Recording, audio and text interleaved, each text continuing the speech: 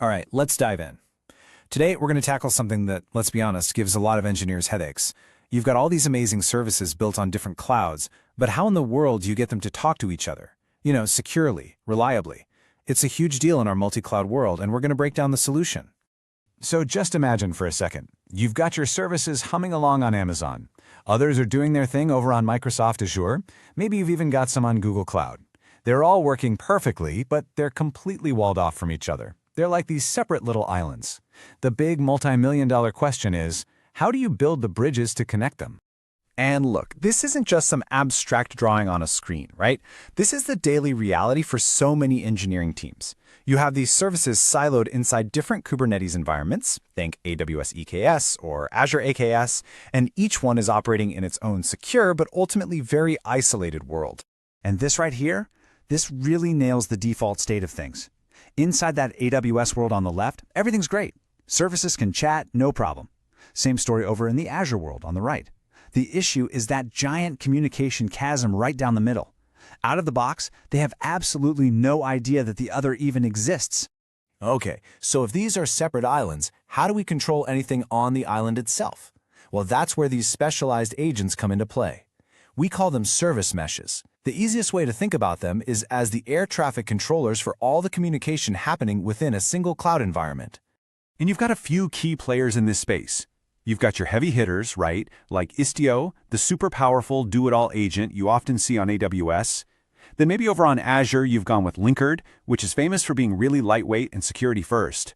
And of course, there's Console, which is a super versatile agent that's great at networking. Each one is a master of its own domain, its own little island. But here's the thing. Having great agents on each island is cool and all, but it doesn't solve our main problem. We need to get these different agents from different agencies to start talking to each other. We need to build a bridge. And in the service mesh world, that bridge has a name, Federation. So what in the world is Federation really? Well, it's the official process of linking up these separate service meshes, so they act like one big, single unified system. It's kind of like establishing diplomatic relations between our cloud islands. You're creating a treaty that allows for safe, secure, and regulated travel between them. So how does this treaty get signed? It's basically a three-step dance. First up, you've got discovery. This is the getting to know you phase, where the meshes swap catalogs of all the services living on their respective islands. Step 2 is establish trust. This is the really critical security handshake, where they exchange cryptographic certificates. Now this is awesome for security, it's all automatic, but let's be real, this is also where things can get a little tricky. Managing that shared trust is a serious job. And finally, once they trust each other, they unify routing. They learn the actual paths to send traffic across that new bridge to find the right service on the other side.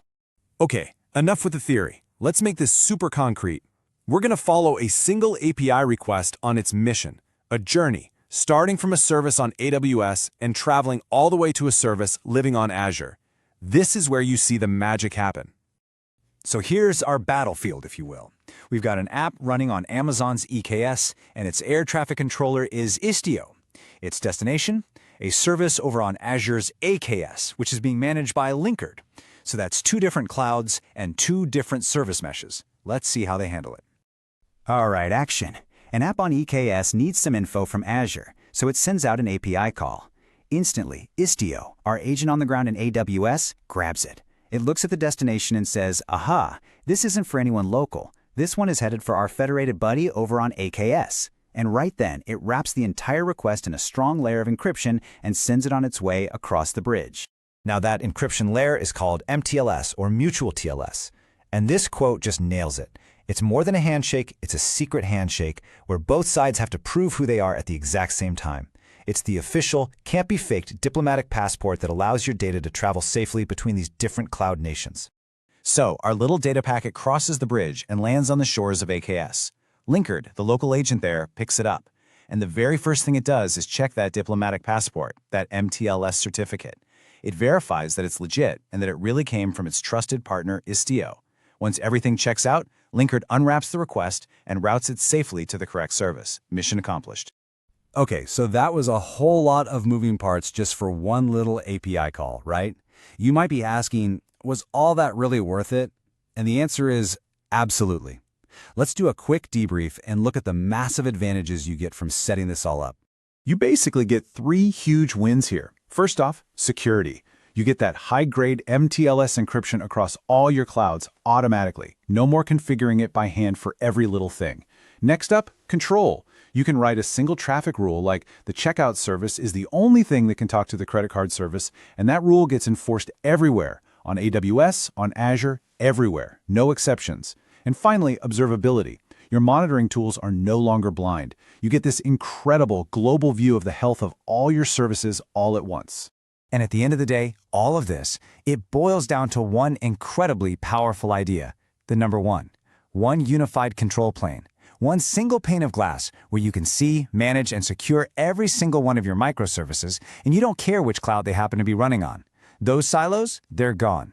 The islands are now connected, part of a single unified continent. And that, right there, is the whole point. This was never just about connecting wires. It's about unlocking potential.